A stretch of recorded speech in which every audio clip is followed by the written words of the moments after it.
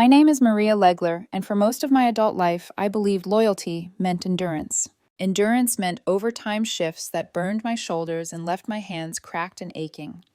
Endurance meant saying no to weekends, to trips, to anything that wasn't work, because family comes first.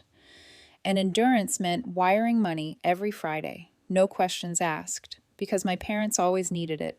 The realization that everything I believed was a lie came on an ordinary Tuesday. Nothing dramatic, no warning signs, just exhaustion. I was pulling into my driveway after a 12-hour shift at the warehouse, the kind that leaves your body hollowed out, but your conscience clean. I killed the engine and sat there for a moment, forehead resting against the steering wheel, listening to the ticking metal cool. Across the street, Mr. Henderson was watering his petunias. He waved. "Evening, Maria," he called. "Haven't seen your folks around lately." I smiled out of habit. They've been dealing with some health stuff. He hesitated, then chuckled awkwardly. "Oh, I thought they were enjoying the cruise with your sister." My hand froze on the car door. "What cruise?" His smile vanished. The hose drooped. "The Caribbean one. Your sister posted pictures all week. Bahamas, I think." Something in my chest cracked open. I don't remember what I said after that. Some polite noise to end the conversation. I only remember the ringing in my ears as I walked into my dark, quiet house. The door closed behind me with a final thud, and it felt like the sound of my world collapsing. 3 days earlier, my mother had called me in tears. "Your father needs medicine. The heating bill is overdue. We don't know how we'll make it through the month." I'd sent $800, more than usual, because they sounded desperate. I'd told myself I could make up the difference with overtime. Now they were in the Bahamas. I sat on the couch without turning on the lights, my phone glowing like a confession in my hands. I opened my banking app. There it was, $600 every Friday, automatic, relentless. A year's worth of loyalty, scrolling past my thumb. I'd called it help. I'd called it family. My fingers trembled as I opened social media. I barely used it. Too busy working, too busy surviving. But tonight it felt like opening a wound. There they were. My mother in a sundress I'd never seen, laughing in the sun. My father holding a fruity cocktail, wearing a watch that definitely wasn't old, and my sister Lauren, glowing beside her husband Daniel, posing on the deck of a luxury cruise ship. All smiles, all ease, all paid for by me. I scrolled slowly, methodically, like I was gathering evidence. Timestamps matched the days my parents claimed they were too sick to answer my calls. The geotags confirmed it. Nassau, shore excursions, expensive restaurants. Then I noticed the gold bracelet on my mother's wrist. The same week, she begged me for extra money for emergency medicine. My stomach dropped. I didn't cry yet. What came first was numbness, and beneath it, something darker, colder. Rage. I dug deeper. Comments, likes, congratulations. Under one photo, someone wrote about how generous Daniel was for treating my parents to such a well-deserved vacation. My parents replied with heart emojis. Thanks to our thoughtful children. Children, plural. As if I'd been included. As if I hadn't been deliberately excluded while unknowingly funding their tropical drinks. I checked my bank records again. The truth was worse than I imagined. The $800 medicine transfer had gone through hours before they boarded the ship. Smaller withdrawals lined up perfectly with shopping sprees, fancy dinners, weekend getaways I'd never been told about. Every desperate message replayed in my head. "We understand if you can't help this time. We'll pay you back soon. Thank you, sweetheart. We don't know what we'd do without you." All lies. It hadn't started this way. When my dad lost his job and my mom's health declined, I helped without hesitation. I cut back on expenses, took extra shifts, told myself it was temporary, just until Dad found work, just until Mom got better. But the goalposts kept moving. There was always another crisis. And through it all, Lauren remained untouched. The golden child. The one who made good choices by marrying well.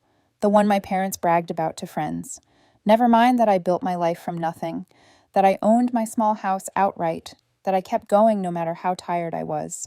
I was the walking wallet, useful but invisible. My boyfriend Ethan found me sitting there in the dark, phone clenched so tightly my knuckles were white.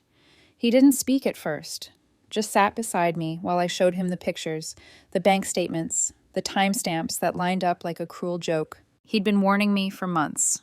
"It's always an emergency," he'd said after my mother's tearful call about the furnace last winter. "And it's always right before a weekend or a holiday. I'd defended them, made excuses, told him they wouldn't lie to me about needing help. Now I couldn't even look at him. He wrapped his arms around me when the tears finally came, years of being used and overlooked pouring out in great, shaking sobs. I felt foolish, betrayed, angry at them and at myself. "What kind of parents do this?" I whispered. He didn't answer. He didn't need to. By morning, something inside me had shifted. The numbness hardened into clarity. I wasn't just hurt. I was done. And for the first time, I let myself wonder what my life would look like if I stopped paying for their lies. I didn't sleep that night. Every time I closed my eyes, I saw the same images: my mother's sundress catching the sea breeze, my father laughing with a drink in his hand, Lauren leaning into Daniel like she belonged exactly where she was, on a deck I had paid for, in a life I was never invited into. By morning, the tears were gone. What remained was something sharper: resolve. Ethan had already left for work when I got up. He'd kissed my forehead softly, like he didn't want to disturb whatever fragile thing was forming inside me. I called in sick for the first time in 3 years, my voice steady as I told my supervisor I needed the day. When I hung up, my hands were shaking, but not with fear. I needed answers, and this time I wasn't going to look away. I sat at the kitchen table with my laptop, bank statements pulled up beside my phone. One by one, I traced every transfer, every emergency, every late-night call that ended with me apologizing for not sending more. Patterns emerged immediately. The $600 weekly transfers weren't the worst of it. It was the extra payments, $200 here, $400 there, always timed around holidays, long weekends, or special occasions I was never part of. Thanksgiving, Memorial Day, a random Friday in July when my mother claimed she was short on medication again. I cross-referenced dates with social media. There they were, my parents at upscale restaurants, at shows, at a weekend getaway I'd never heard about. A photo of my father showing off new golf clubs appeared 2 days after he'd called me, panicked, claiming they might lose electricity. I felt sick. Flashbacks surfaced uninvited, lining up with the evidence like puzzle pieces clicking into place. My mother crying over unpaid property taxes, then appearing the next day with a designer purse. My father lamenting how embarrassing it was that they couldn't afford repairs, then bragging to a neighbor about a new grill. Me working overtime, telling myself it was temporary, while they quietly upgraded their lives. And always Lauren. Lauren, who never called in a panic. Lauren, who never worried about money.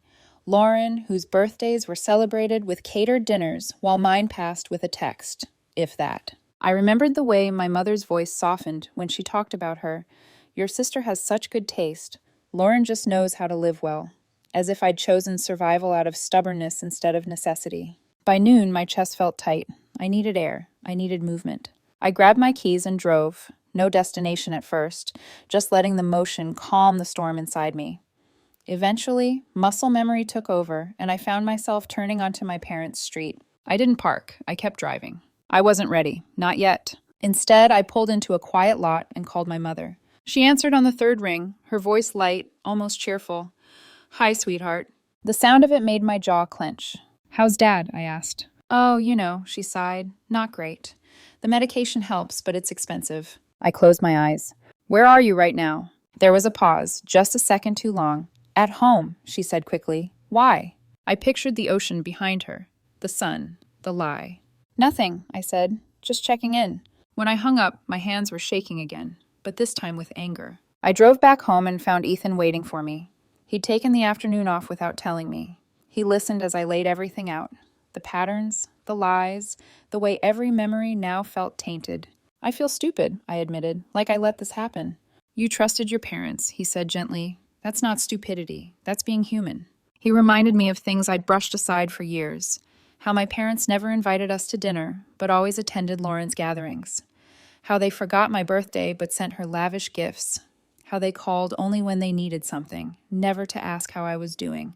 "They trained you," Ethan said quietly, "to feel guilty for saying no." That night, the denial finally broke. I wasn't helping my parents survive. I was funding a lifestyle and paying for my own exclusion. The realization hurt more than the lies themselves, because it meant the truth had always been there. I just hadn't wanted to see it. But now I couldn't unsee it. And the next step, the one I'd been avoiding, was inevitable. I was going to confront them. I woke up the next morning with my jaw clenched so tightly it ached. There was no dramatic music in my head, no fiery speeches rehearsed in the mirror, just a steady, unsettling calm, the kind that comes after a decision has already been made. I called in sick again. My supervisor sounded surprised, but didn't question it. For the first time in years, work wasn't the center of my world. Something else was. I was done being their secret source of comfort. The drive to my parents' house took 40 minutes. 40 minutes of memories replaying in my mind. Every ignored call, every guilt-soaked message, every time I told myself, this is just what family does. By the time I pulled into their driveway, my hands were steady. My mother answered the door with forced surprise. "Maria, you should have called." "I wanted to see you," I said, stepping inside before she could block me. The house looked the same. Familiar. Too familiar. But now I noticed things I hadn't before. New throw pillows, a sleek coffee machine, a faint tropical scent clinging to the air like a lie that hadn't fully faded. My father was in his recliner, remote in hand. He barely looked up. "What's wrong?" he asked, irritated. "You look upset." "I didn't sit. How was the Bahamas?" The silence was instant. My mother's smile faltered. My father's jaw tightened. "That was Lauren and Daniel's trip," he said quickly. "They invited us along." "And the money?" I asked. "The medicine? The heating bill? The emergencies?" My mother folded her arms. "We needed spending money. The trip itself wasn't expensive." I laughed. It startled all of us. "So that's it?" I said. "You lied to me so you could shop in Nassau?" My father scoffed. "Don't be dramatic. We didn't think you'd mind helping out." Helping out. I pulled out my phone and canceled the automatic transfer right in front of them. One tap. A year of obligation gone. My mother gasped. "What are you doing?" "Cutting myself off," I said calmly. "You'll need to find another ATM." Her face went pale. "Maria, don't be hasty." Then my father said it. "You wouldn't have fit in anyway. It was a luxury cruise." The words hung in the air. I stared at them. My parents, seeing them clearly for the first time. Not ashamed, not sorry, just annoyed that I'd found out. "That's it," I said quietly. "That's the truth." They panicked then. Apologies tumbled out, thin and rehearsed. Promises to pay me back. Claims of appreciation. I walked out. The calls started immediately. Then the texts. Guilt, fear, anger. I blocked them all before the sun went down. That evening, the doorbell rang. I already knew who it was. Lauren stood on my porch, perfectly composed, my parents hovering behind her like props in a play she'd rehearsed for years. "Mom's blood pressure is high," she said. "Dad hasn't slept. Is this what you want?" Ethan stepped beside me and took my hand. "Yes," I said, "if it means finally being free." Lauren's mask cracked.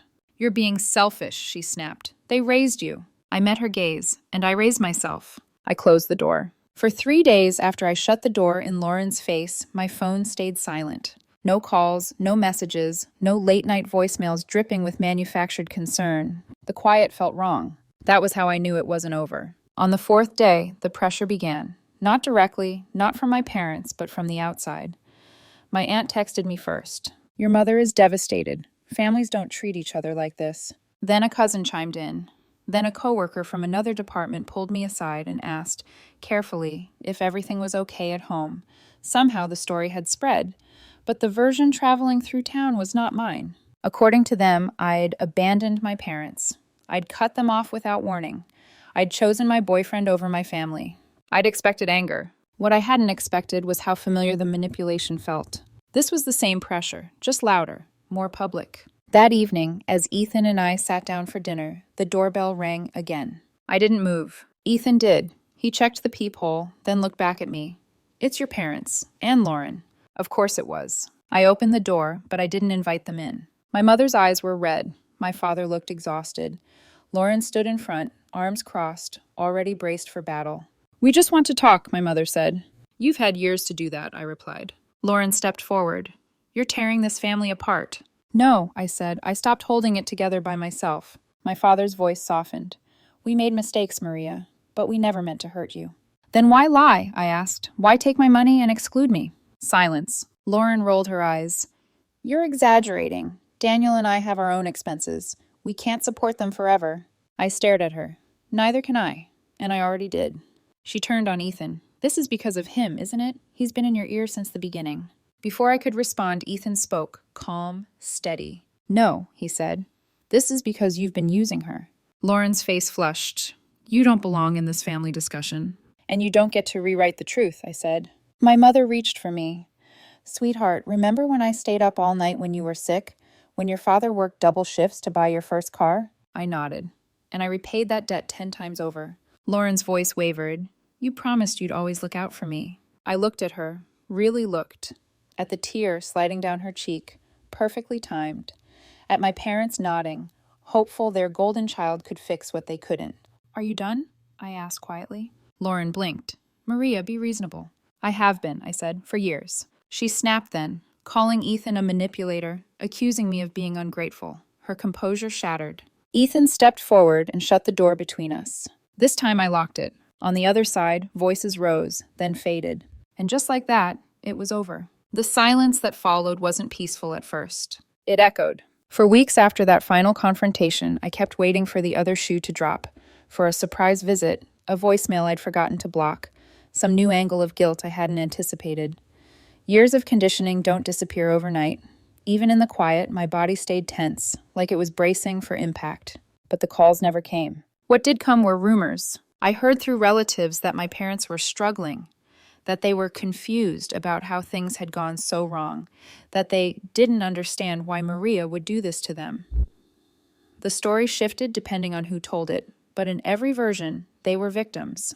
I let them have that. For the first time in my life, I didn't feel the urge to correct the narrative. My bank account told a different story. Without the weekly transfers draining it, I watched my savings grow.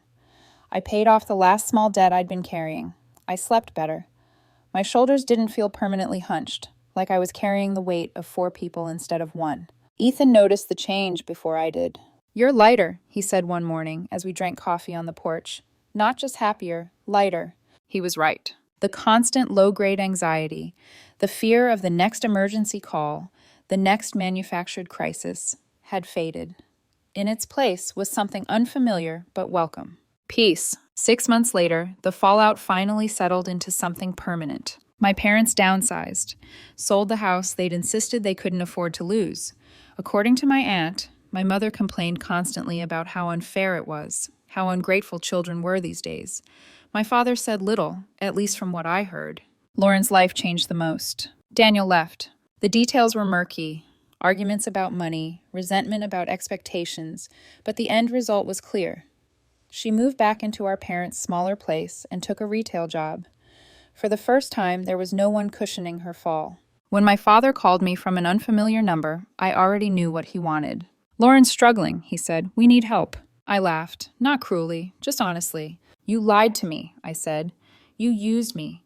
You excluded me. I won't do this again. There was a long silence. Goodbye, Dad. I blocked the number and turned to Ethan, who was waiting by the door with our suitcases. We were leaving for a short trip. Nothing extravagant, just something we'd never allowed ourselves before. Ready? He asked. I nodded. As we drove away, I realized something important. Walking away didn't mean I failed as a daughter. It meant I finally valued myself. A month later, Ethan proposed. No big audience, no pressure, just us, standing in the kitchen, laughing over burnt pasta. I said yes without hesitation. We're planning a small wedding now.